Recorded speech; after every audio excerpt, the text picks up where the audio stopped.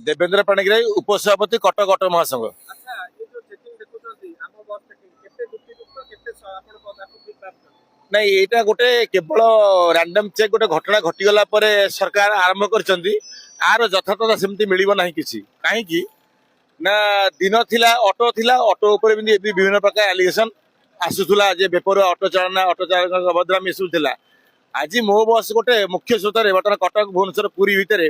चलप्रचल करुच्ची किंतु मुख्य कथाटा को समस्ते एड़े जाउछंती ये चेकिंग पछरे ये गुरुत्व नहीं जो चालक मानू रिक्रुटमेंट क्रूट करुच्ची से माने प्रकृत में बस चालक कि इवी गाड़ी चलने से योग्यता और एक्सपीरियंस अच्छी कि ये सब जिन देखा जाऊ ना जे ओला उबेर चलाऊला टैक्सी चलाऊला ऑटो चलाऊला अन्य ग्रामांचल जो मैंने बस चलाऊले से अति कम दरमार रखा ट्रेनिंग न दि आज एत बड़ दुर्घटना भुवनेश्वर जो घटीगला से केवल जड़े अनभिज्ञ चालक ब्रेक जगार एक्सीलेटर पकड़ ट्राफिक स्टॉप रे गोटे ऑटो चालक सहित दुई जन यात्री जीवन आज विपन्न है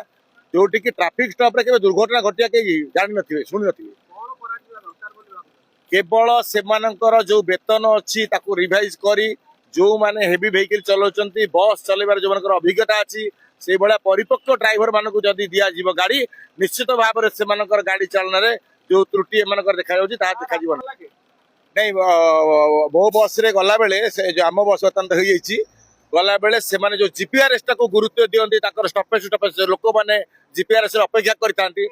समय न पहुंचले चाकरी प्रति भी आंच अच्छी ये दिगटा को टेक्निकल दिगटा को किए देखुना से माने जीपीआरएस रे प्रत्येक स्टपेज पहुंचा आवश्यकता अच्छी स्पीड लिमिट कराई से समय पहुंचा जाइकिना से जो